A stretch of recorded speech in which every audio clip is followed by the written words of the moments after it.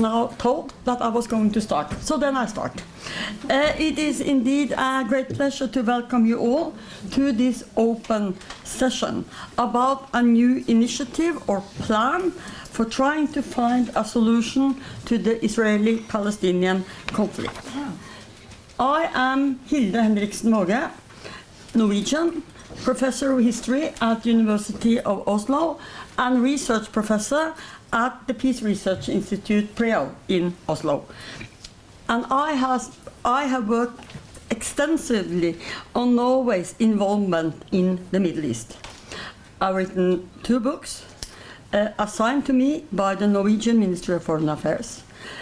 My findings created quite a stir back in Norway, and I don't think that the ministry was too happy with my findings. They didn't even like the titles of the reports. Norwegians, who needs Norwegians? And the second one, peacemaking is a risky business, as true as it might be. We will first have 3 opening remarks by Galia Press-Barnathan, director of the Leonard Davis Institute for International Relations and professor of the Department of International Relations, both here at the Hebrew University. Then Professor Ifat Maouz, head of the Truman Research Institute, a professor at the Department of Communication and Journalism, both here at the Hebrew University, and she's also head of the Swiss Center for Conflict Research Management and Resolution. I have to take a deep breath. And then Ambassador Kåre Aas, Norway's ambassador to Israel, former ambassador to the United States, Afghanistan, minister in the Norwegian or leader of the Norwegian delegation to NATO, and much more. And I can tell you, because I'm a Norwegian, in Oslo, Kåre Aas is regarded as the most outstanding and top of Norwegian ambassadors. So, please, in the order I started, Galia, and then Ifat, and then Kåre, please. Gore's floor is yours. Thank you, Hilde. Okay. I will be very brief. Hi, everyone. I'm very happy we have such a big crowd here. You know who I am because Hilde introduced me. I'm here to welcome you on behalf of the Davis Institute for International Relations. I should note that this panel is part of a 2-day workshop on international intervention and mediation in the Middle East, a workshop that has been sponsored by the Davis Institute, but really crafted and led by Dr. Leo Leos, standing back there. Hey, hey. I like to embarrass people, okay? And Norwegian Research Center, PREO, and we're very, very happy to have you, all of you here, our Norwegian friends. And this public panel is also co-sponsored with the Truman Institute for the Advancement of Peace here at Hebrew University. So thank you, Ifat, and we're happy to cooperate to do peaceful relations, on campus. During this workshop, we discussed various dimensions of mediation efforts and interventions in ongoing conflicts and once it actually ended. And we talked about all sorts of things, and I actually won't mention them because we're short of time. But we actually talked we did talk, but not as much about the role of the parties themselves.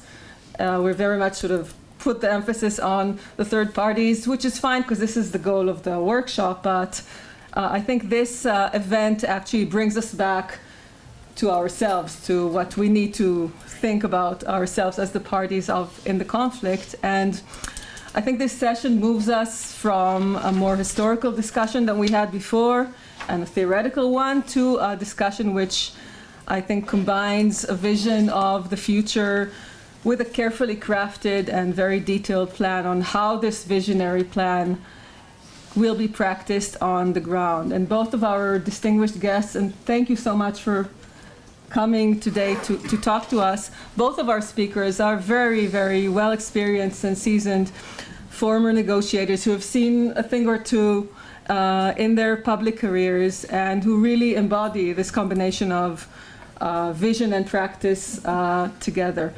In the current times, a discussion of a solution to the Israeli-Palestinian conflict and even the mere discussion of negotiations to talk about moving to a resolution of this conflict seems to many people very irrelevant or even naive. And I think even worse than this, as we celebrate today direct flights from Tel Aviv to Qatar for the World Cup, as Israelis enjoy all these new opportunities given to them thanks to the Abraham Accords, as the world is very much preoccupied with, the terrible war in Ukraine, it seems that there is an ever-growing number of people who actually think that discussing the resolution of the Israeli-Palestinian conflict is not just naive, it's neither urgent nor at all necessary. We can just, live like this and that's fine. And I think this is, for me at least, especially the reason why this session is so important.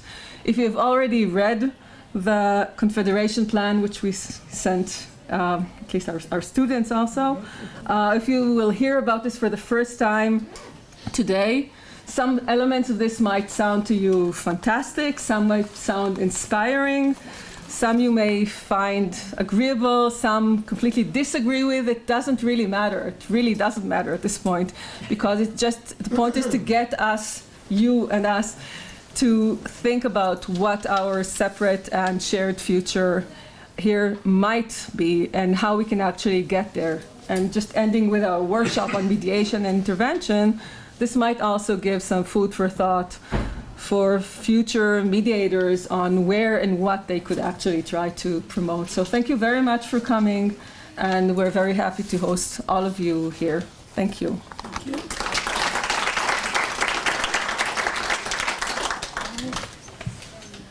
Hi, is it working? Okay.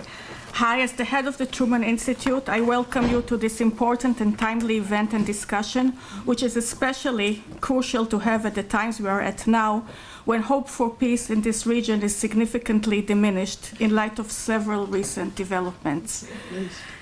I would like to take this opportunity to thank the Leonard Davis Institute, and especially Professor Galia Press-Bar-Natan, the director of the Institute, and Lior Leres, senior researcher, as well as to thank PRIO Peace Research Institute Oslo for inviting us, the Truman Institute, to join this impressive initiative that I hope will help move us towards better times. And of course, very warm thanks to the distinguished speakers and participants in this panel, Dr. Hiba Husseini, Dr. Yossi Beilin, Professor Hilda Enriksa Boge, and the Norway ambassador to Israel, Mr. Kåre Os. I did it, wow, okay. Thanks also to Timna Cohen, the administrative director of the Truman Institute, and to Clara Fug, who is responsible for the events, for helping to organize the Truman aspects of these events.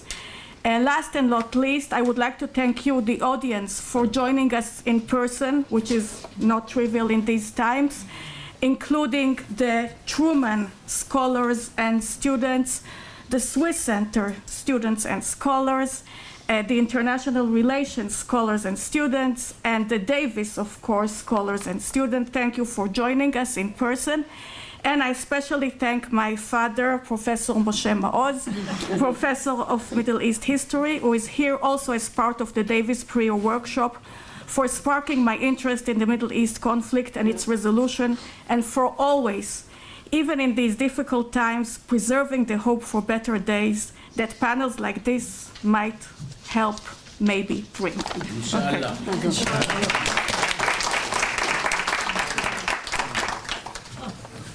Hi, good afternoon.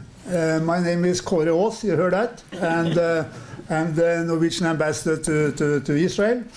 And first of all, I have to say to Hilde, thank you very, very much for your kind words. And I was not aware of your sort of controversies with the Minister of Foreign Affairs, but I can assure you that our relation is very, very good.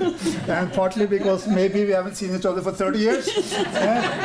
But I've heard a lot about Hilde, and she is really one of the most, probably the most knowledgeable Norwegian expert on Middle East issues in Norway. And that is also why it's so nice to have you here. But also thanks for inviting me to this workshop here this afternoon. And special thanks perhaps to my friend Lior Good to see you here, and thank you for inviting me, but also for the organizers. Leonardo Davis Institute for International Relations, the Truman Institute, but also to the Peace Research Institute of Oslo, Hilde, and her colleagues from Oslo. It's great to be here. And I also have to say that it's so good to see my friend Yossi Beilin here, and for the first time also to meet with Dr. Hiba Husseini. I heard a lot about you, and I wish you all the best in your future endeavors in bringing peace to Israel and bringing peace to the Palestinians. And also to say to both of you, I really think that in a time where there is a need for sort of new ideas, thinking out of the box, that your Confederation plan is really an important part of sort of the way forward, and I'm really looking forward to your panel and your discussion. And to that, I think it's fair to say that there is regrettably a lack of attention, and that was also said by the two previous speakers, to the conflict. And also the fact that, as I see it, that has been the situation for many years now. And for a variety of reasons. I'm not going to elaborate on the reasons. I more would like to tell you where Norway stands today when it comes to the Palestinian-Israeli conflict. But before I do that, I would really like to underline that engagement in peace and reconciliation reconciliation efforts is really a Norwegian priority. It's a priority for Norwegian foreign policy, and that was also stated once again when we got a new government in Norway last November. Some would say that this sort of interest and engagement for solving conflicts was born by the Oslo Accords, and I think that's right. But since then, for the last 30 years, Norway has been engaged in many different conflicts and facilitating dialogues. And just to mention a few, we are now, as we speak, still involved in Colombia, Venezuela, Yemen, Somalia, and also to tell you, and Hilde said that I back in the days also was the ambassador to Afghanistan. And at that time, Norway was the first one to reach out to Taliban in order to see whether we could sort of solve that conflict. In retrospect, I would say that we did a great job, but we were not successful. But that conflict is not over, so there is more to do for sure. And also to say that we are still, Norway, heavily involved in the Israeli-Palestinian conflict. And as I said, we have been engaged in that conflict for the last 30 years. And I think I will also like to use this opportunity really to stress and to underline that, and to be clear on that Norway remains committed to creating a Palestinian state. We will continue to spend considerable political and financial resources in our efforts to put an end to the conflict. And we will continue to chair the so-called donor group, which has this strange name, AHLC. And if you do that after a glass of wine, then it's impossible to say. So it's better to see the donor group. However, and I think that's my main point here today. I would like to underline also that time has come to take stock, to have a sincere discussion on the way forward. And why? The reason is because for the last years there has been no horizon for a political process. There has been not been any willingness to get the extra mile needed to solve the conflict. And Norway, we created the donor group to lay the practical foundation for a Palestinian state. We did not establish that donor group to maintain status quo without a political horizon. We did not do that. We are not going to continue with all our sort of financial efforts and contributions without that political horizon and without a political vision. That is not only my views, that's the view of the Norwegian foreign minister. At the same time, we of course realize and we understand that there is no quick fix to the conflict. But I also think, that being said, that we should explore how the normalization agreements between Israel, some of the Gulf states and Morocco could be helpful towards a political settlement of the conflict. And I really think that, and I also have to tell you that when I was in Washington and they asked me where I wanted to do my next, where I wanted to go after that, I said that I want to go to Israel. And before, sort of part of that reason why I wanted to come here was that I saw sort of a potential for the region to working more together and for Israel to reach, to normalize with some of these countries. And I think really that there is a potential for more of these normalizations agreement between Israel and the countries in the region. At the same time, and that is also why I'm really looking forward to the panel, we need new ideas in order to create new dynamics and hopefully, as I said, to break us out of the current deadlock. And for that to happen, I think that the plan presented by Husseini and Yossi Beilin is really a good basis for that discussion. So with those few words, thank you for your attention, and best of luck to the panel and the chair and the way forward. Thank you so much. Thank you.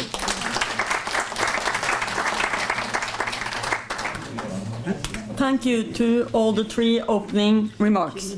And then we move on to the real issue and the real guests here today, the main speakers.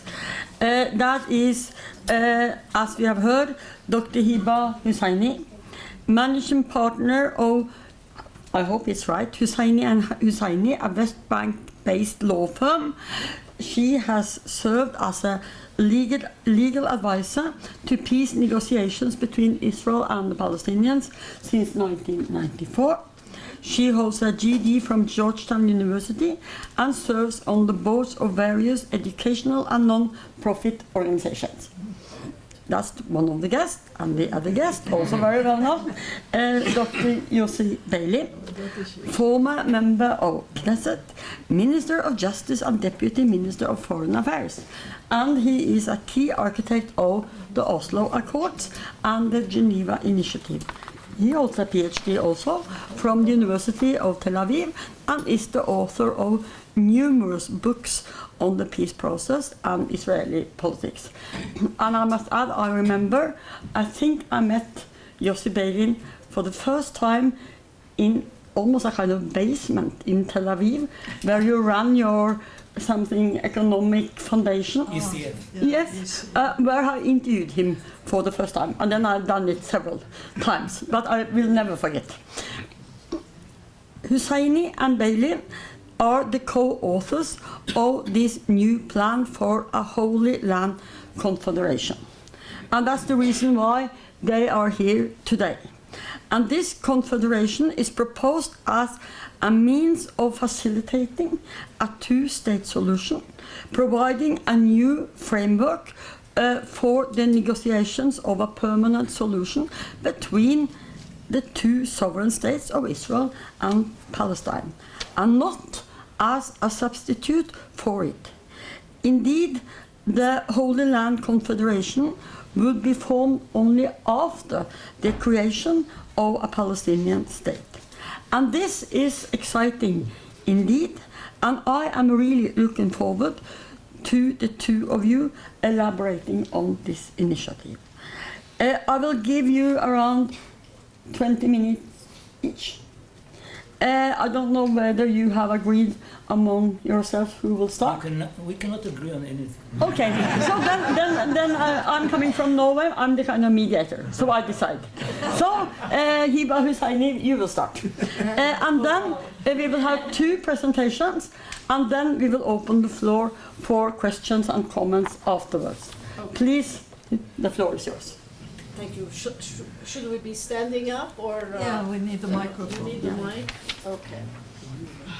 All right, we'll do the mic.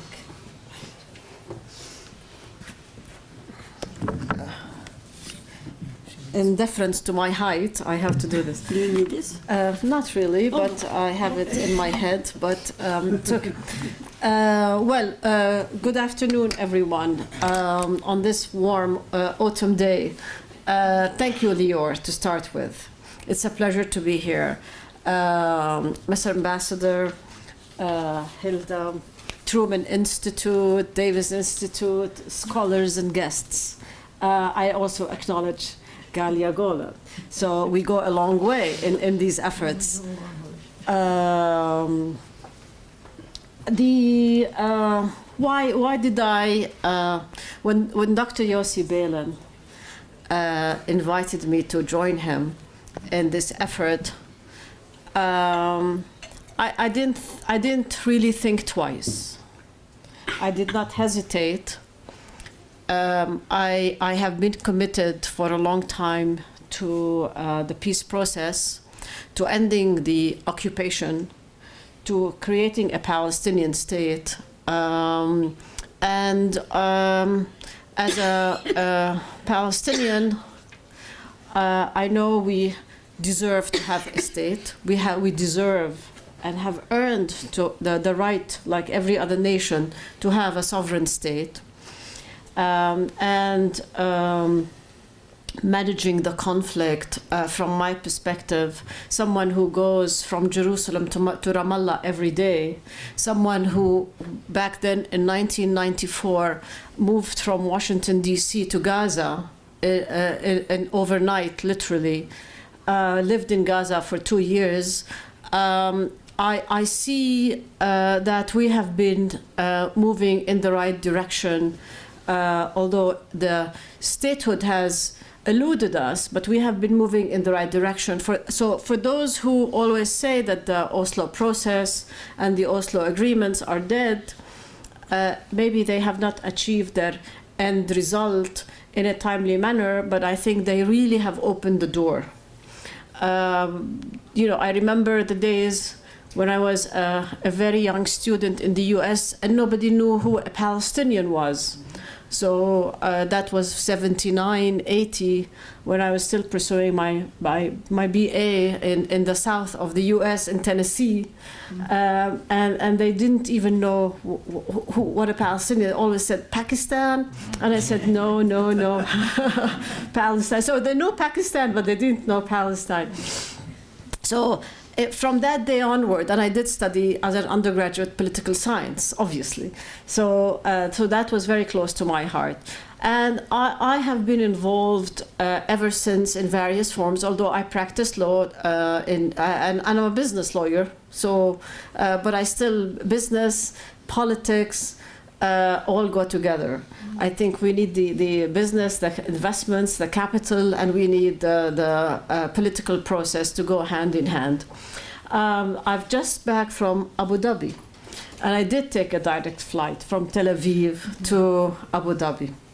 And I was at a conference there with other Israeli colleagues and Palestinian colleagues.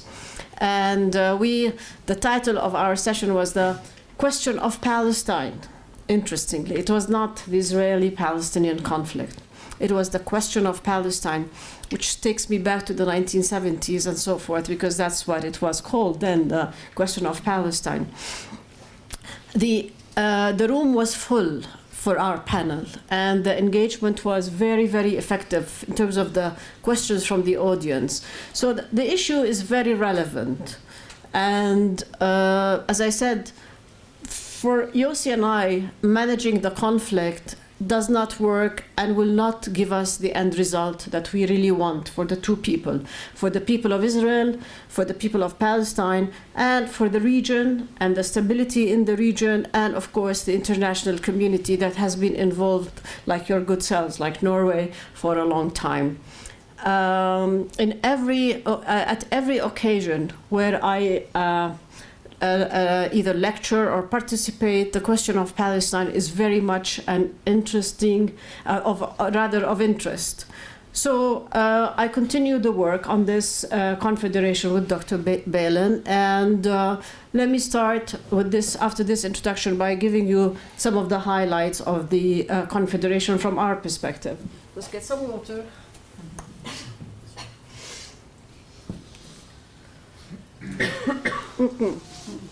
So, where do we start? The idea is that,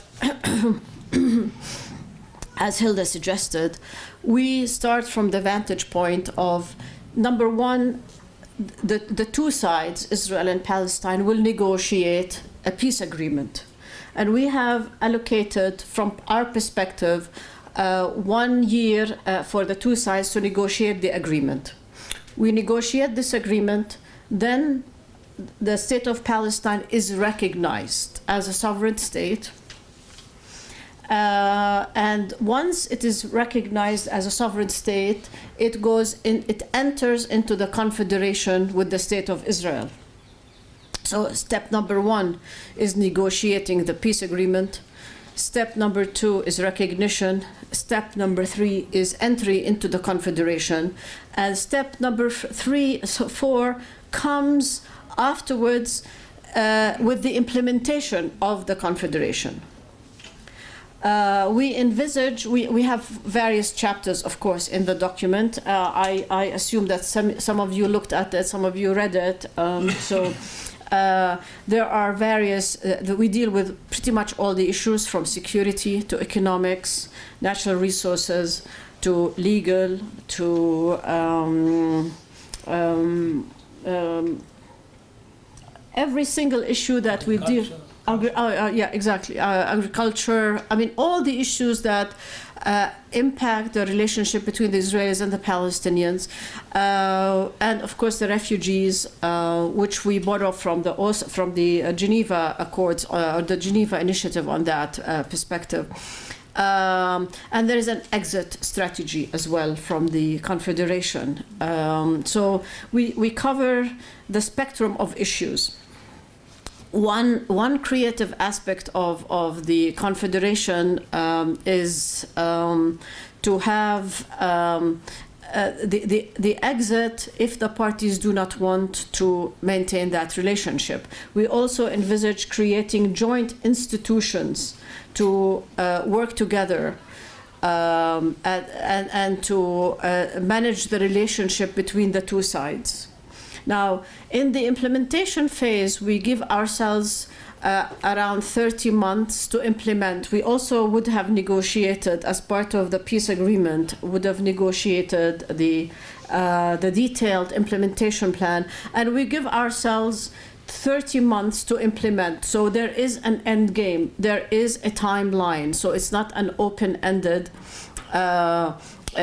term of no end. Now, of course, the most important chapter is Jerusalem, and I forgot to mention that. And we envisage that the old city would be an open city with security arrangements for entrance from the Israeli side and from the Palestinian side. So East Jerusalem would be the capital of the state of Palestine, of course, subject to agreement in terms of land swaps and border arrangements. And from the Israeli side, there will be another entry into the Old City. Movement in the Old City is open, and our vision allows for more openness as the relationship is further solidified between the two sides, more confidence, more trust. Then we can start thinking about the outer parameters of the Old City to include all the city of Jerusalem, and then the borders would be, of course, there will be formal borders between the two states, with a potential of eventually slowly moving towards a Schengen-type model where movement is made easier for people and for goods and for economic activity and so forth. So this is the main highlights of the Confederation. We deal with the complex issues of the settlements in terms of the swap, number one, but number two, in terms of the settlers who live in the settlements and the choices they have to exercise either staying or leaving. And I think I'll leave that point for Yossi to elaborate on in terms of the arrangements that we are proposing, because they are creative arrangements. So those are the main highlights. I think what is also very important about this confederation is that it is an enabler for the two-state solution. It is not the substitute. We are not substituting. We're not giving up. We're not saying the two-state solution is it does not work, and therefore we have this confederation. No, what we are saying is the following: we have a novel idea. The confederation in itself as a legal concept is not necessarily novel. I mean, there are models out there. There are federations out there. I mean, the United Arab Emirates actually is a federation of 7 emirates. And each state is very independent. Each emirate is independent, pretty much sovereign. But they have because they have such interest economically, culturally, politically, they have the umbrella of the federation up there. And there are European models, there are other models out there in the world that have worked.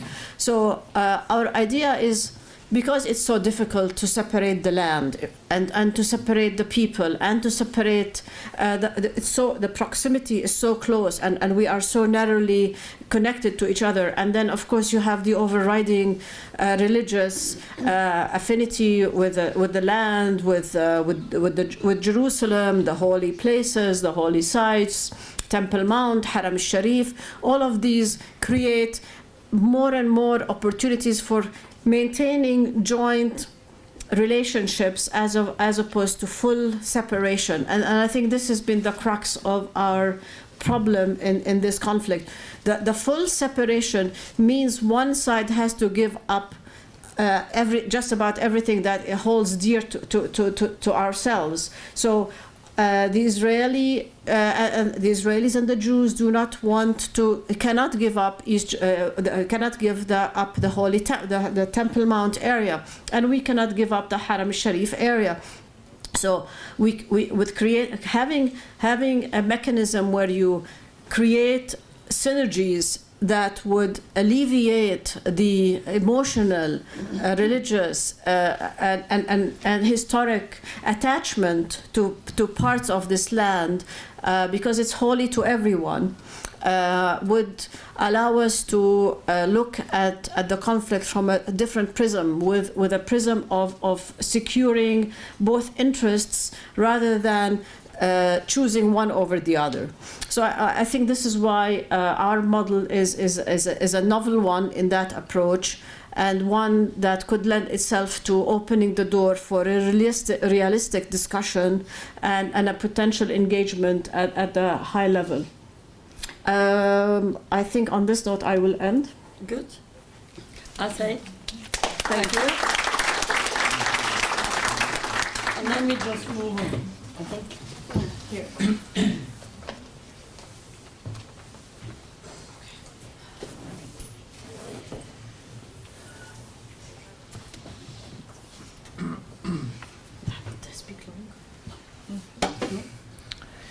Thank you very much, Your Excellency.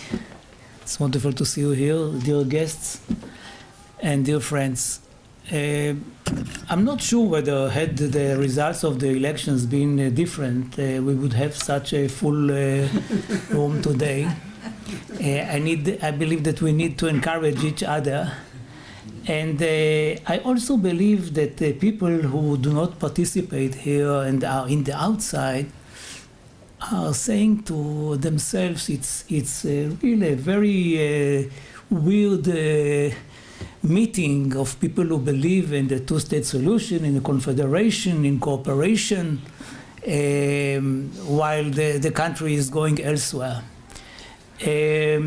But I think that the history of the last decades, it tells us different things. One thing is that very rightist governments, and we always say this is the most rightist, maybe, we will see, but we did have very rightist governments, very, very rightist governments. With Gandhi, with Raful, and with others. And these governments had one big weakness. They didn't have the others to blame for, and as a result of it, they found themselves from time to time in a situation whereby they had to compromise on things that in the past they had not even dreamt about compromising. You can say that even the peace with Egypt was like that, because Begin did not plan to make peace with Egypt, but the collusion between Brezhnev and Carter actually imposed on him to take something very different, and also on Sadat. And they did it themselves at the beginning. You know, those of us who remember the elections of '88, there was one main issue, and the main issue was an international conference. International conference, I mean, it is not that all the voters knew exactly what it meant, but this was a major issue. I mean, Peres, the Labour candidate, held the flag of international conference as a way to open negotiations. This was only an unimposed conference in order to open the door for bilateral negotiations. And Shamir said, if you have something like that, the whole world, it is very clear, the whole world is against Israel, so the whole world will put pressure on Israel to compromise on more and more and more and more. So we cannot go there. What happened? Eventually, Shamir had his own extreme government, and in October '91, he found himself in Madrid. Exactly the conference he didn't want to have. And eventually, this was a very important milestone, conducive to Oslo, conducive to peace with Jordan, and other things. So I believe that there is a chance. It's not necessarily, it is not that the right is bringing peace. It's nonsense. Nonsense. But sometimes it doesn't have another option. And the fact that others are not even dreaming about joining the rightist government, which is also interesting, and the right doesn't want them, means that there might be a situation of the right to move towards something. I would not say that it is impossible. I would not bet on it. But it is not a done deal that the right will do nothing, because it is rightist.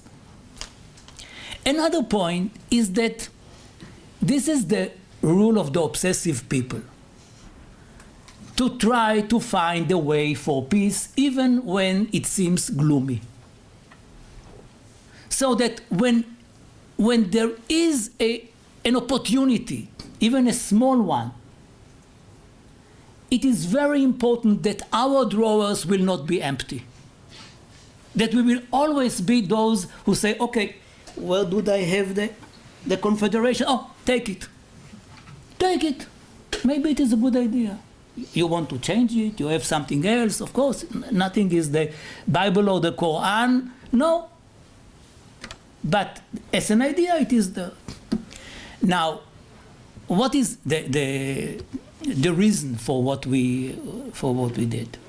First of all, more and more people, as you know, used to say to us, you are still with the two-state solution? Okay, where do you have this two-state solution? Look at the West Bank. Look at the settlements. Okay, don't you have something new? And this is about the people who consider themselves peaceniks. I'm not speaking about those who are against the two-state solution or have been against it since they were born. But those who said, okay, it is a good idea, maybe we should have a two-state solution, but you know, it is impossible, so what do you want? So it is the issue of the settlements, and the fact that since we have they had the Oslo Agreement and then the Clinton parameters and the Geneva Initiative and my agreement with Abu Mazen, I mean the number of the settlers in the West Bank increased and increased and increased. It is true, as you know, that most of them are increasing the ultra-Orthodox settlements near the Green Line. Beitar Illit and Modi'in Illit. They are the two main sources of growth. But nevertheless, we are speaking about more and more settlers in the West Bank, which make it seem impossible to draw a border between the two peoples. So this was one kind of criticism against us, that it is not realistic. Maybe it was a good idea in the 90s, but not today. Another thing is you solved, apparently, the issues of 67, namely the borders, even the settlements, because we suggest a solution there. But you never solved the issues of 48. You never touched it. You, Israel, was not ready to admit what it did to us, Palestinians. And the distance between the two narratives is so wide that actually it is impossible to get to a peaceful solution. Impossible. Everything is interpreted in a very different way. So how can you come to a common denominator unless you skip it?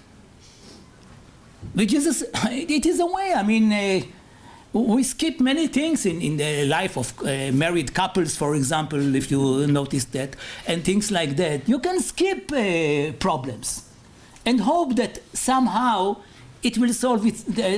They will solve themselves. Sometimes it even happens. Not this one.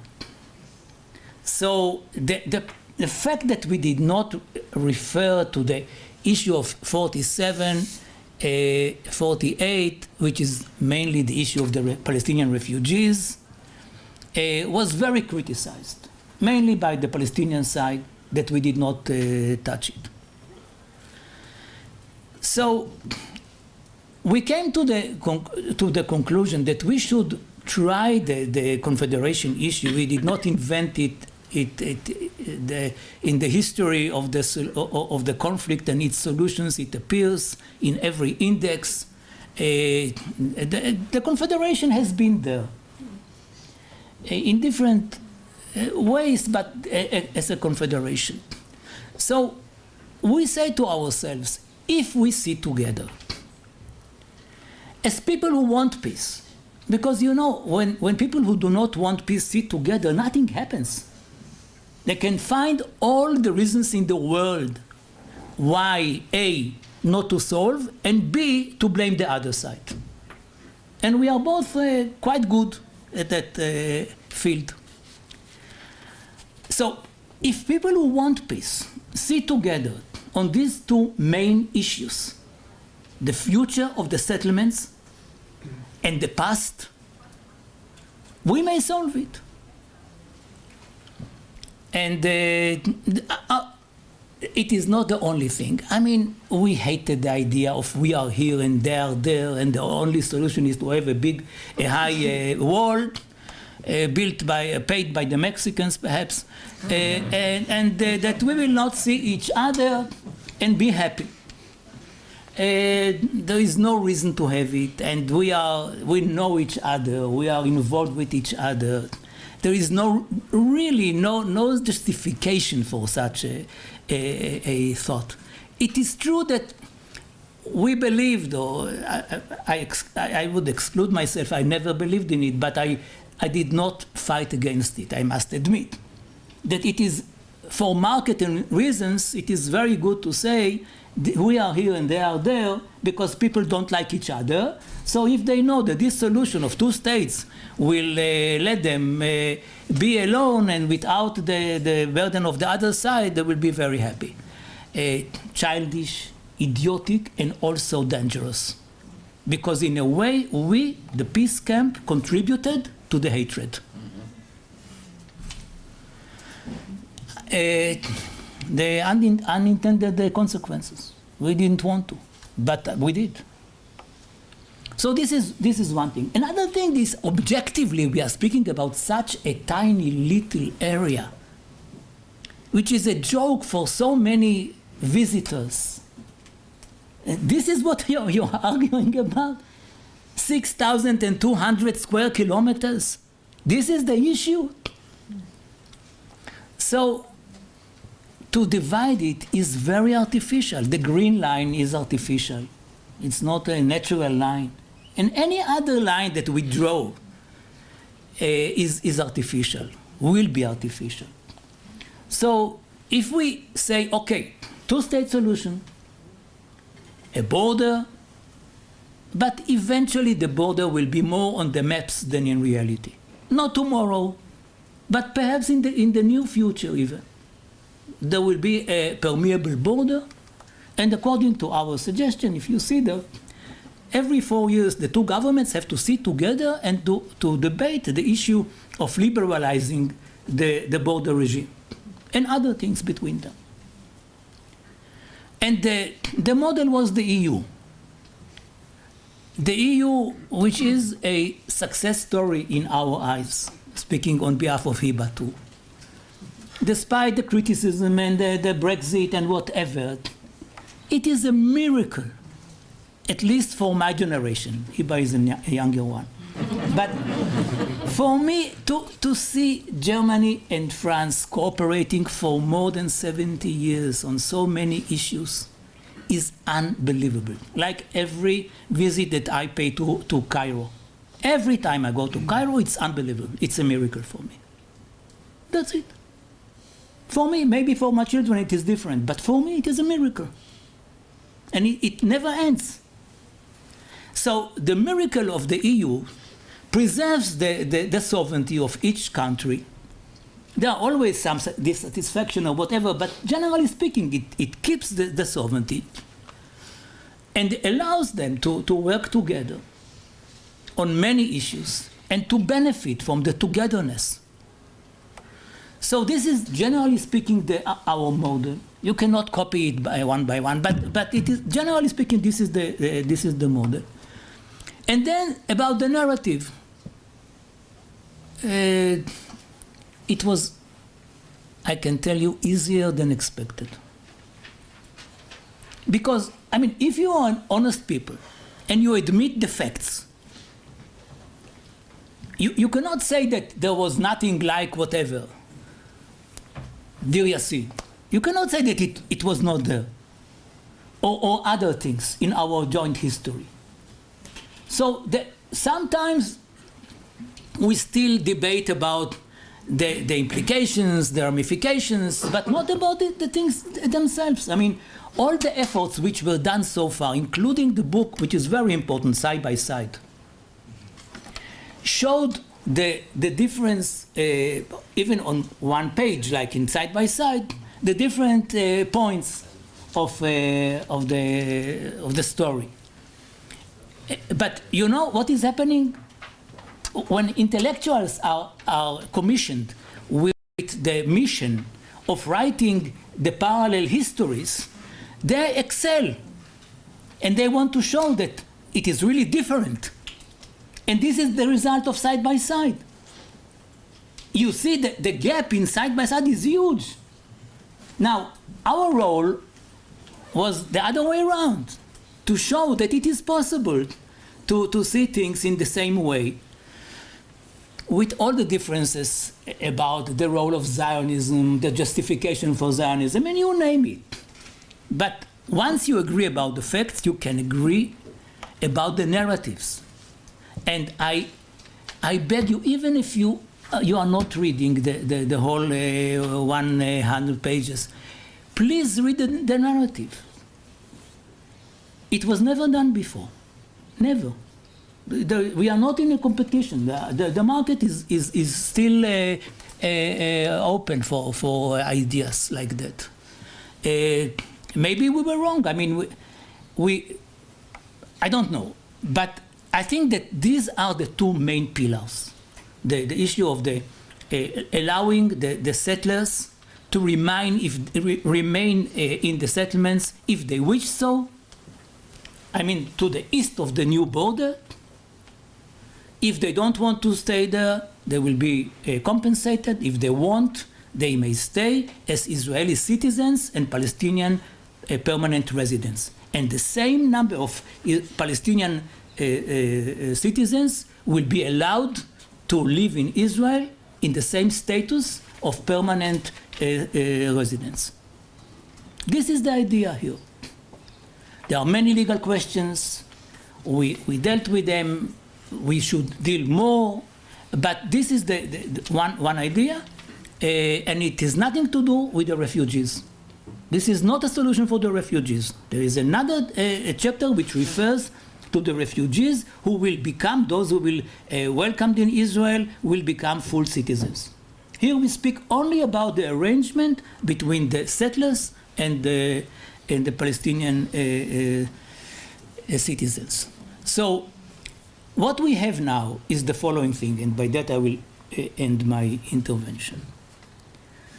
We did not get back to the core issues of Oslo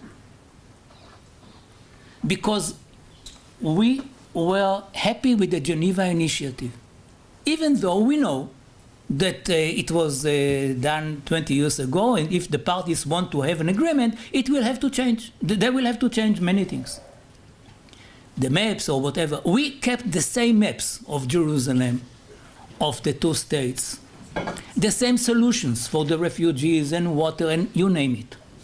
And we put an umbrella, a loose umbrella, on the two-state solution of Geneva. That is what we actually did. And we know that it cannot be an EU umbrella because we don't have the same regimes. And we will not have a joint parliament, not at the beginning, or government, or things like that. We will have a high level of cooperation in security and in other things, but it will not be a very tight confederation. And since there is no confederation in the world today, we were free to decide whatever we wanted and to call it a confederation. That's what we did. And I hope that this idea, which we did not invent, but we tried to elaborate on, may become a solution for those who believe in the two-state solution, but are afraid that it became impossible because we don't have a better one. Thank you.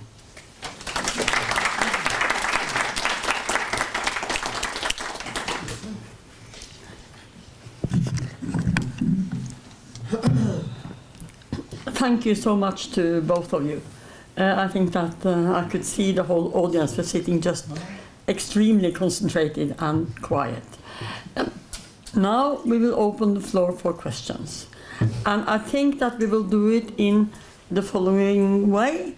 I'm very uncertain whether I will have many questions or a few questions, but let's say I try, and then we start with 3 people. The people asking questions introduce themselves. You are not allowed to give long speeches with political statements. Nothing. We will have a discussion about the content. So you introduce yourself, you stand up, and then you ask your question. And is it okay for us to sit there without a microphone? Yes. I think we will speak out as loud as we can. So it is this one, and this one. That's 3. And then the rest can prepare, and I will stand up afterwards. Please, name. Stand up. Stand up and talk. And no political statement. No political statement. I'm Professor Kamal Abdel Malik, and I'm visiting the Hebrew University. I'm associated with the Truman, and I'm teaching a course with Professor Eli Poudet about the Egyptian-Israeli encounters in literature, history, literature, and cinema. So this is the introduction. It's not political. No. All right. First of all, what a delight for me to actually attend here and to see the two speakers in here, speaking about things that resonate very much with what we're doing in the classroom. I would like everybody to know that concomitant with this marvelous event today, there is something happening in this very place, Hebrew University, in a classroom with Arabs and Jews together. I'm talking about both professors as well as students teaching a course on history, literature, and cinema, and the encounters between Arabs and Jews. Okay, very briefly, it is what the question is. I think that you mentioned something about the cultural, you said something about the dealing with history and the being honest with yourself, both sides, but also you mentioned something about culture and cultural, understanding, and the cultural side of getting the two communities to understand each other, and maybe if you'd like to elaborate on this, and that would be very beneficial for people like us teaching about this course. Thank you. I think we take three questions. More, Yeah. Right. Please. Okay. First of all, thank you very much for the amazing statement and talk. I'm one of the Galley students in your course, so thank you guys for inviting us. For my first thesis, I wrote about a solution in South America. I come from Chile. I wrote about a solution called two nations, one state. This is a Melon Rappaport solution, and I have to acknowledge, and also in my investigation, I passed through your solution, the Confederation solution. So my question goes to what's the main difference? Because from my perception of what I learned about it, they're very similar one to each other, and I would like to know what's the main difference between the Confederation solutions and Shnei Amim Moledet Echad, two states and one nation. Thank you. Very good. Thank you. My name is Aran, I'm from Jerusalem, and the first question is to the ambassador. Since you stated your vision, are you willing to validate it with actions and to sanction or pressure Israel in any way to promote your vision? And the second question is to the speakers, following up on the previous question, why to go separately since there is no feasibility, political feasibility, why not to team up with an actual movement that is working grassroots, bottom up, and has a cadre of activists who are working, Israeli Palestinian settlers, leftists, rightists, to promote the confederative idea. Thank you very much. Okay. So, please, you can start with any question you want. First one first. Okay. Comment from the first one first. Okay. The professor from Egypt. Thank you, Professor. But I mean, we do, of course, have we've dealt with the culture of peace. That's what you're referring to. The culture of peace, which also presumes that there would be interaction between the two sides, but also at the education level. Education, the idea is also to have joint educational programs, special schools that promote peace and the culture of peace, and the idea that education would promote peace rather than otherwise. So that's certainly part of the whole confederation, and goes hand in hand with something of this nature. So it's dealt with in terms of the and designed to promote the confederation, of course, and to sharing and so on, and understanding. I like very much the idea of the grassroots. This is something that we have been looking at in terms of how we do the public dissemination, how we do engage in a public relations initiative. We realize that we need to reach out to the masses, and would love to talk to you about it some more if you have other ideas. In terms of the question, how does it differ? Yossi, you want to take this up? Yeah, I mean, first of all, we work hand in hand with this group. With Eretz Lechulam, Land for All. Oh, that's right. Yeah. It's we do together. Meetings and coordination. The difference is that the whole concept of Eretz Lechulam is to work bottom up. They don't work with politicians, neither with elderly politicians. So the idea is that it is not a political so-called. They are very worried about becoming a political or being considered a political organization. So they work bottom up, and we work a little bit more top down. But of course, we want, as Hilda said, to get more and more to more people. And what I can say also about Eretz Lechulam is that they are not presenting their work as an enabler to the two-state solution. Never. I mean, what they say is that we are suggesting the idea of a kind of a confederation. They even don't call it confederation, and they know why. It's land for all. At the beginning, there should be borders and whatever. The future is up to the people. Meaning that, as our beloved leader said, one state, two states. It is up to you. You want two states, fine. You want one state, fine. It's okay. And we are not saying it. We are very clear. We are speaking about real borders. I mean, even if they are on the map only. And our vision is a two-state solution, full stop.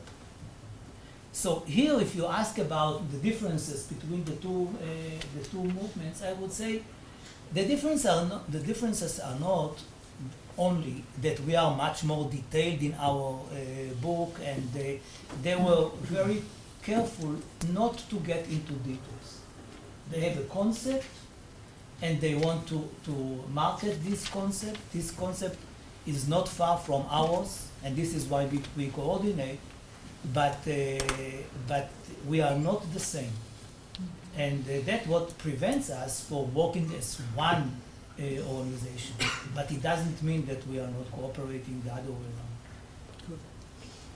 Thank you. Ambassador? Thank you, Hilda, and thank you for the question. I think that what I really wanted to sort of underline and leave with you is that it's complicated for a country like Norway to be engaged for 3 decades on the Palestinian conflict, and where we are at a stage now where you don't have that political vision, and you don't have the commitment by the parties to find that solution, to reach that solution. That was my main point. And I think that sort of Norway, as I said, also being the chair of this sort of donor committee, which is, I would say, more of a technical body, and where you don't have the necessary political discussions in order to move forward. That was my main point. And I think that what Norway wants to do now is really to engage with the international community on that question, and to find an answer to that question. That's the purpose now. And then I will say to your question, sort of pressuring the party, I will say that we are engaged with the parties every single day. Every single day. The reason why Norway has an embassy here and a representative office over here is because of the conflict. That is very different from most of the other countries which are present in Israel and on the West Bank these days. Thank you. Okay, so I'll take 3 more questions. Okay, so I take this gentleman, and this lady over there. Please. Moshe Maoz, I'm the father of. Yeah. Stand up and loud and clear. During the break, I alerted Yossi that I'm going to ask a question. He's prepared for it. The role of Jordan in this confederation. Because there was a plan of confederation Palestine-Jordan in the 80s. Also, this small area is very small. You mentioned the West Bank, but the whole area is very small and interdependent. Energy, water, electricity, and everything. Palestinians are living there, so I think it makes sense. Something maybe like Benelux or something of this kind. And a little note, you didn't mention Gaza. Are you in touch with the people in Gaza regarding these ideas? Thank you. Thank you. I am Omer Rosenzweig. I am also one of Galia's students. My question is in fact a two-parter and regards fundamentalists. I have read the part about security and it fails to answer what will the Confederates do in a case of fundamentalist violence attempting to hamper the negotiations and effort, as we have seen in the Oslo Accords with a Palestinian Intifada, or have we seen with Jewish terrorism in the Oslo Accords. And with that question also rises Gaza. We know that the current Palestinian national entity is divided between Gaza and the West Bank. Are they to join as two separate bodies to the Confederation, or is there supposed to be some effort to unite them before joining it? Thank you. Please. Hi, my name is Samar. I'm also a student of Galia. I'm a first-year master's student in international relations. My question is, to what extent do you think public opinion would kind of limit the application of your proposed model, especially that we're talking about a conflict between two nations with two different ideologies? So I wonder if you can elaborate to that, and how would it limit the application of your model? Thank you. Thank you. Who of you would like to start? Yossi, you want to start? She's taking notes. Yossi, the floor is yours. No, you only see how unfair she is. I'm trying to convince you and you're not. You did something very unusual when I started. Usually I have him start. So, Okay, please. Well, Well, about Gaza. I mean, the solution for Gaza is very clear. Israel should negotiate with the PLO. With the PLO, we signed agreements in the past. Weak as it is, problematic as it is, this is the Palestinian recognized organization by the whole world and the Arab world, and we are not going to invent something different. The negotiations will be about the whole of the West Bank and Gaza, with a corridor between them. This is the Israeli commitment in the Oslo Agreement, that it is a one political unit. Now, if Hamas in Gaza, or Islamic Jihad, or whoever is there, is saying we are not going to join this betrayal, you are selling out us down the river and whatever things, it is easy to say, and both sides will say it, of course. So they will not have the power, according at least to our paper, to torpedo the agreement. And it will be implemented first in the West Bank, and then when Gaza is ready, it will join the Confederation. With Gaza, in the meantime, I think that it will be very important to have a ceasefire, a long armistice or something like that. And it will be easier for them, if there is already a Palestinian state or in the making, to agree on things that today it is more difficult for them to agree. But this is about Gaza. May I add one point on Gaza before you leave this question? The other issue is this: Palestine will be demilitarized. It'll be a demilitarized state, and so weapons other than what the police would have as a civilian police force would not be permitted in the state of Palestine. So that also would govern the relationship with the state of Israel. And I think it's important to remember that as well. Yeah. Now, the question of Omer about the security, if you mean the security of the settlers while Israel leaves the territory, the responsibility will be a Palestinian responsibility. That's it. They will have to understand. You know, if they say we don't want it, we will tell them no problem. You will not be punished if you don't want it. We don't want to impose on you to stay there. I would not stay there. I would not suggest to my kids to stay there. But you are there, and you are saying that the land is more important for you than the state. Then stay there and take the risk. You have to take the risk. Maybe in the initial steps there will be an international force according to our security chapter.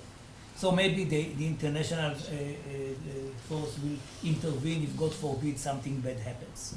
But generally speaking, it is not the responsibility of Israel. Unless the Palestinians are asking us to intervene. You know, things may happen, but it is not our responsibility. It should not be our responsibility. And some about the readiness of the people to accept it. This is the $64,000, or now it is the $1 million. It's very difficult. I think that according to the polls, on both sides, the two-state solution is the plurality preference. It was the majority once, it is the plurality. They don't have better solution. So, and if we are coming with an enabler, I think that there will be a majority, but to measure this majority is always a little bit elusive. It is elusive because it is difficult for us to imagine an hypothetical option. But we know from the past, we know when there was, before the peace with Egypt, more than 70% were against giving up on the Sinai Peninsula. One day when after the return of Begin from the United States, he gave up on the whole of the peninsula and 1 kilometer, which was demilitarized, on our sovereignty. And there was 72% supporting. It happened with Lebanon, the unilateral withdrawal. It happened with Oslo. I mean, we were received like, I don't know what, gods in the streets after Oslo. And there was such an opposition to the PLO. Why? Because the leadership was against talking to the PLO, from right on to the left. It was a monster. Once there was a waiver and the leadership talked to the PLO, there was a majority. So I'm not dismissing the importance of the public opinion, not at all. But we know that any solution agreed by the two parties will be accepted by a big majority on the two sides. Well, I mistaken. Well, was I mistaken in Oslo?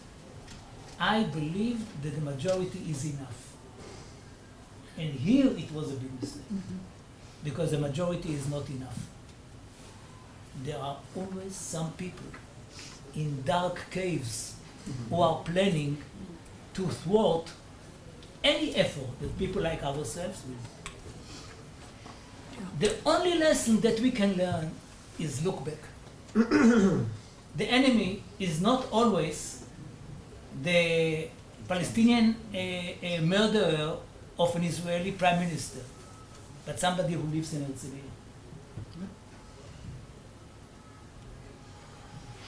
On Jordan. I warned you. No. Here you need two answers. What? No question. You need what? Two answers on Jordan. Okay. Jordan. I mean, the model is flexible enough to invite third parties. That's for sure. I think, of course, the question should be put to the government of Jordan in terms of their interest in joining a confederation of this nature. For the reasons that you have stated in terms of the interdependence, economic, security, natural resources, it makes sense. But it's a question of which comes first. I think we need to have the Israel-Palestine first. Then when there's enough maturity to the confederation, third parties may very well be invited. But cooperation is a whole different issue. So there would be an immediate cooperation like we have today, Good. and continue to have cooperation on a whole gamut of issues. But the issue of Jerusalem wouldn't be easier if Jordan also joins? Yeah, that is something else. Yeah. Yeah. Yeah. It doesn't have to be part of the Confederation. But I'll tell you two things. One, in 2015, I published an article in the New York Times about the Confederation, and there were many reactions. But all of them by email. One, I got in a letter. You remember that there were letters. So I got Once a letter, upon a time, yeah. but it was not a letter. It was with the stample, the red stamp. And I opened it, and it was a very short one. Yossi, where are we? So later on, I talked to some of the we in Jordan and said, we don't want to touch it. Don't even mention it. In our paper, Jordan is mentioned as a potential participant in the future. We did not ignore Jordan. But the other point is that I talked with Yasser Arafat about the issue of a confederation years ago, apparently. And he said, but who can participate in such a confederation? I said the usual idea, I mean, that Palestine, Jordan, and Israel. That you forgot one. I said, you mean Syria? He said, no, Lebanon. Whoa. Now, it was another Lebanon. Yeah, wow. But Lebanon is, but Lebanon is there. When was that conversation? 85? That was, that it was 2009. And he said that the obvious partner for such a confederation, in my view, and I remember it, I think that one should take it into consideration for the future, is a quartet. Okay, thank you. We will now have 3 more questions, and I'll try to ask Lior and then we stop. I think that's fine. We will have Galia, we will have the man over there and the man over there. And this lady wanted, we'll take her 4. Okay, so we take 4, because this is the last time, so we take 4. These Norwegians Okay. are pretty good. Norwegian, you should not, you should be careful with Norwegian. Okay, so Galia, this man, and this lady, end of story. Please. I want to ask a question that I guess you can't answer. You talked about the publics, so I'm not going to ask that question, how do you bring the publics along? But my question really is how do you, it's based on 2 states and cooperation between the 2 states and the whole plan, and I don't think anybody can really argue with that. But we can't get to 2 states. My question is, how do we get a leadership that's willing to do this? I mean, this is our problem. I don't think the public is a problem. I agree that if it happens, there'll be spoilers, but I've written about them and we can deal with them. I think the issue is, how do we get to 2 states? This is very logical. It's very, very logical. And if there are 2 states, there's going to have to be cooperation, and cooperation with Jordan. If you say Lebanon, maybe we have to do that too. But I just don't see how we get a leadership in this country. I'm not even talking about the Palestinians, but the leadership that will do something like this. Thank you. Yes, please. My name is Boaz Kesar. I teach at University of Chicago, and I have no credentials about this topic. But I admire what you do, and I actually believe in it, and I think that's the only way to go. And your focus on the future is key, right? I mean, basically not looking back. But there's one thing that you mentioned, but you didn't really explain what is, which is in the past, which is 40 years. You can talk about it briefly, but what is the solution to that in your The plan? solution for what? For the refugees. Refugees? That is why I recommended to read the 20 pages. Oh, I will. Please. My name is Ali Arnon, and I dealt with the conflict for many years, especially from the economics point of view. I retired from Ben Gurion University. And I was part of the Geneva Initiative and many other peace initiatives. I can testify. I know you would. I want to raise 2 points related to. First, I think it is good that people rethink the conflict and rethink everything, and Yossi is the right person to do it, did it in the past. Confederation is very vague concept, in my view. And here, the issue that bothers me is the issue of what are the borders. It assumes 2 states, as is clear also from your introduction. So first from the economics, which is the less important thing here. Really, it's 2 states with what we call customs union. That is, there is no trade border between the 2 states, like in Europe. You said it is very similar to the EU in terms of the concept. But it leaves the gap between the 2 sides, between the 2 societies, open to only market forces, not only, but mainly to market forces, leaving out the possibilities, real possibilities for policies to close the gap between the 2 sides. And the more important point that probably you dealt with it, but I don't know how, is the issue of the refugees that was mentioned before. This is the big issue that was left out because of the dealing only with 67 for too many years, leaving the Nakba, leaving the refugees. If the refugees are coming back in some numbers, like in Geneva initiatives, I think that that's what you have in mind on the refugees. Then there is a number of coming back. Are they allowed to come back to the Israeli polity state or not? This is critical, and I think that the only advantage of having this new idea is to sell the 2 states as less frightening to the 2 publics. That's the only real advantage, I think, big advantage. Thank you. Last question. Thank you. My name is Bara Popov. I'm a scholarship at the Truman Institute. I wanted to ask, what are you doing to politically promote this idea in both sides, and how is it accepted by politicians, by policymakers? Thank you. Thank you. So now, again, who will start? Well, I'll start, I guess, and Yossi can also elaborate further.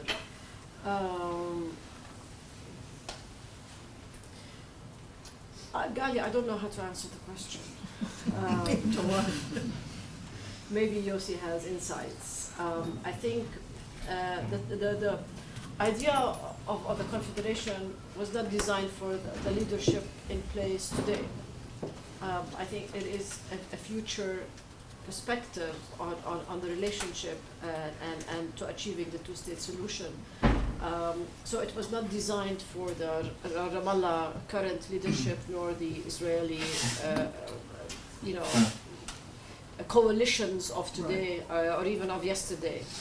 Yeah. So I think that definitely there has to be a correct time for leadership on both sides that are ready again to engage. That's my simplistic answer, and I think Yossi can elaborate a bit more. So it's a vision. It's basically a vision. It is a vision. In the meantime, راحت فلسطين. Okay, can you in the wait? meantime, راحت فلسطين. 55 years. I know. If it were up to me, I would have it today.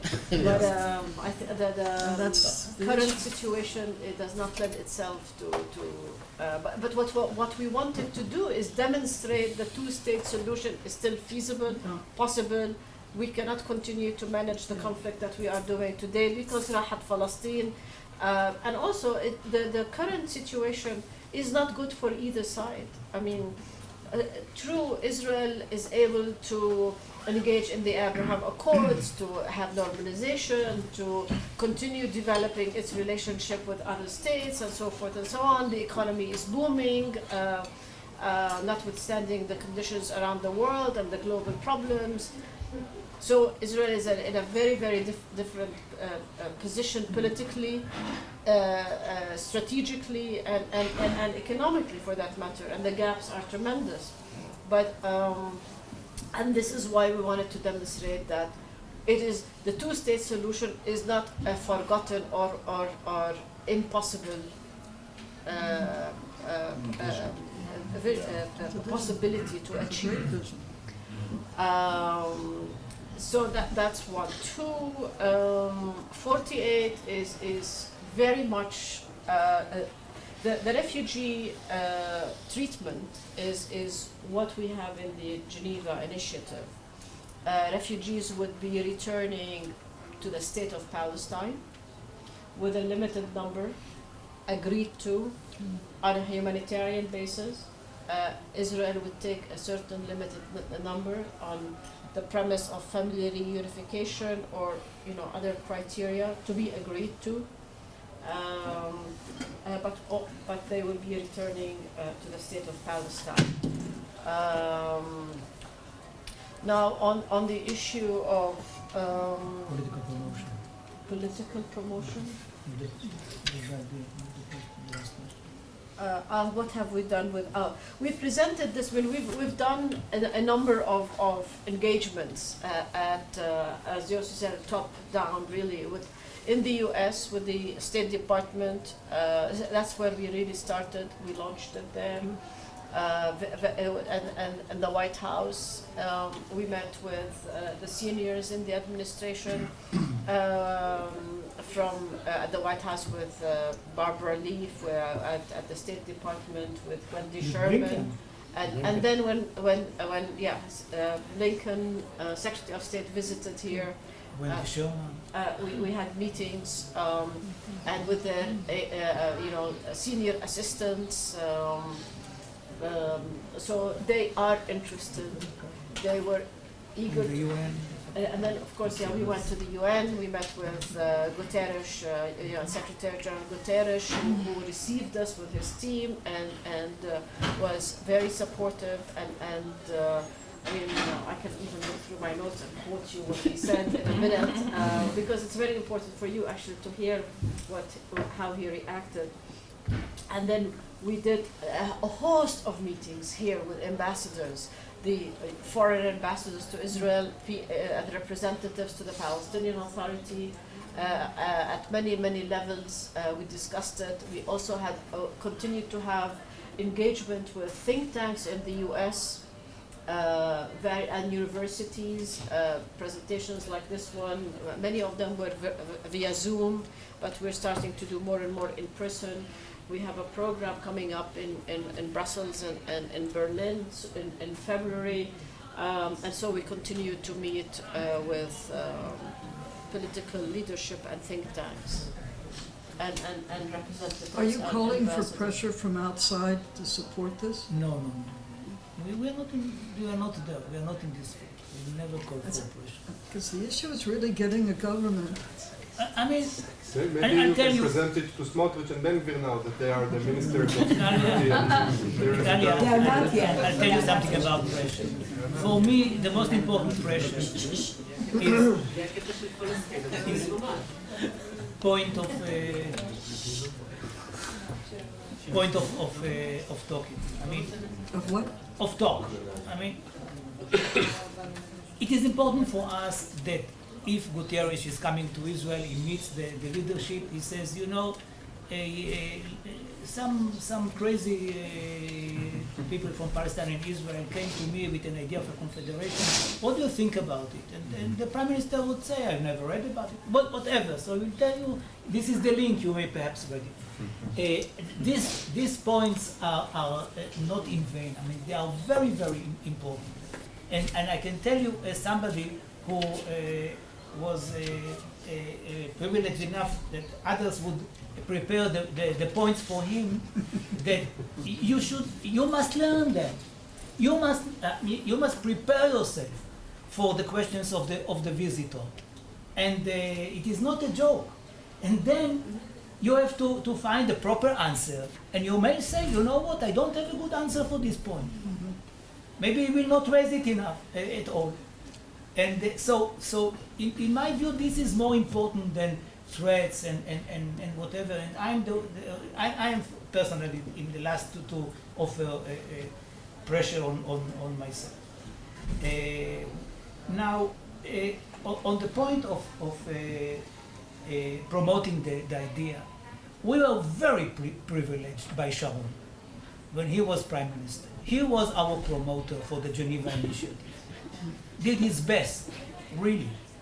Called us, former chief of staff of the army, heads of the Mossad, heads of the Shabak, members of Likud, members of other parties, including Arnon and myself, traitors. Well, traitors is a nice word, by the way. It became so obvious. I mean, on both sides, they are all traitors if we are dealing with the enemy. So we are traitors. And it became a huge issue. For example, he asked Bush, 43, not to allow Secretary of State Powell to meet with us. And Powell invited us. So Bush was in Asia, and he had a special press conference in the end of 2003 to say that Sharon will not tell him not to meet with peacemakers. And the meeting became even disproportionate because it was a civil initiative. It was not peace. But we were, I mean, everybody was asking to meet with us, to talk with us about it, to criticize it, to support it, and whatever. So for a while, it was a kind of a huge opening for hope. This is not the case now, because of many things, including the issue of Russia and Ukraine and whatever. The world is not ready for now to deal with more than one issue. It was never the case. And so we have to do it proactively and artificially, not only, I mean, we really, I don't want to brag, but we had to decide with which prime minister we should meet, and to find the right excuse why we are not meeting with the other. This is not exactly the case with the Confederation. So this is one point that I cannot run away from. Now, about the economy, we are having a huge problem, and Hilda is dealing with it so intensely. It is the asymmetry. We are so asymmetric that whatever we do, we remain asymmetric. Maybe the gap will be smaller, we hope so. We should do things and whatever. But there will be no symmetry in our lifetime. Now, the question is whether this asymmetry is perceived as a way to hurt the other side is always the question. I mean, people say, and in Arabic they say mu'amara akbir. It's big conspiracy. Mu'amara akbir. You are doing it in the economy in order to prevent us from selling tomatoes to you. You know, all these things. And one can understand it because the people who feel themselves deprived can easily see a plan behind things which were never planned. I mean, people say to me, Oslo was an idea of you and your colleagues to build more settlements. Thank you very much. Okay. Maybe Arnon, not me. Maybe. No. But really, I mean, to attribute it, you can say that it was silly, that it was premature, that it was not planned enough, whatever. But to say, to see the conspiracy behind it is very problematic. So, with the economy, we dedicated a long chapter to the economy. And there is a real debate about whether we would have a custom union or a free trade zone. Some of my Palestinian friends, economists, are saying to me the Paris Agreement was not bad. Was not bad. It helped us We should not destroy it. And others are saying part of our independence is to have a free trade zone. So here in our paper we support the free trade zone, but we are not eliminating the other option of custom union. About the refugees, we are saying that Israel will accept the average number of refugees accepted by third parties when there is peace. This is the Geneva idea, which we copied. We copied it because we did not want, as I said, to enter all the debate again. Once we, all of us were involved with the Confederation, supported the Geneva Initiative. Now, once these refugees are in Israel, they will have full citizenship, including being part of the Israeli politics. The number will not be big, but it will be tens of thousands.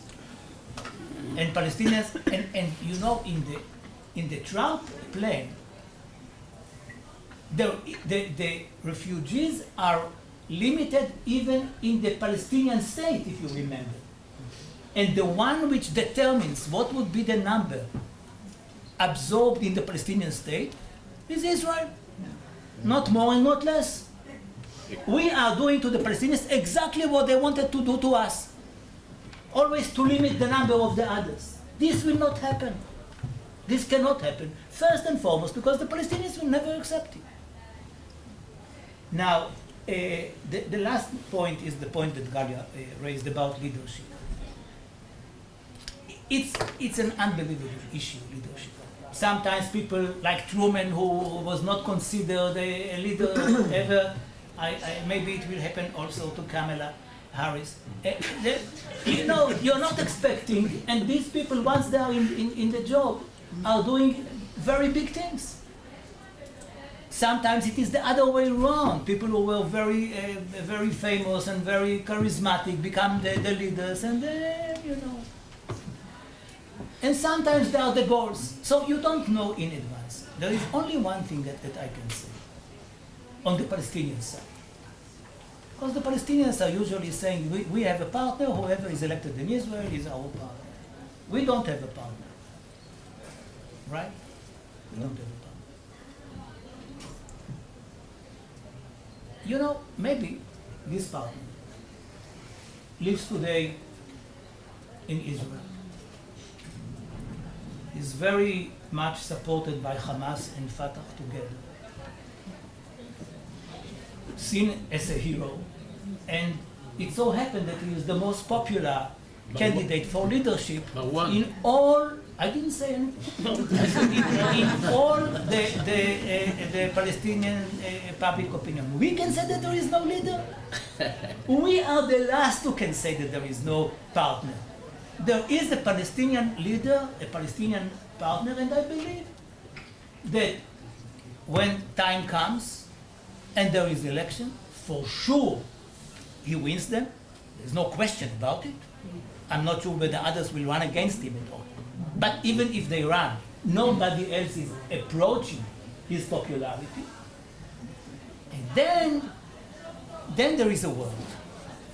Then there is a world who may advise the Israeli Prime Minister to think about releasing. He's the one who worries me as the Israeli Prime Minister, not the other side. Yeah, okay, both of them are worrying us. But what I'm saying is that I did not see in the discourse in Israel or outside of Israel the point that there is a leader there.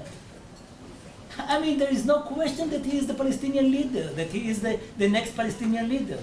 He may work from his office or from his jail, but he will be the next Palestinian leader. You have a partner. And I'm not speaking about Abu Mazen. I believe that he was a partner, he has been a partner, and he was too good for those who did not want a partner. Also, once the Hebrew My has problem improved. isn't the other side. My problem is Israel. Very often Norwegians are regarded as shy and introvert and so on. Some might think that I'm not a typical Norwegian, outspoken and more frank. I am professor of history, and very often I regard academic conferences and these kind of meetings as boring. Sorry to say. This meeting has not been boring at all. This meeting has been extremely interesting, extremely inspiring, so that we all can go back to our offices or the library or the Norwegian embassy and think about the future and all these ideas. And I think I just admire people like Yossi Beilin and Hiba Hussaini. They never give up. They continue and they continue and they continue, and they are called all kinds of ugly things, and then they still continue.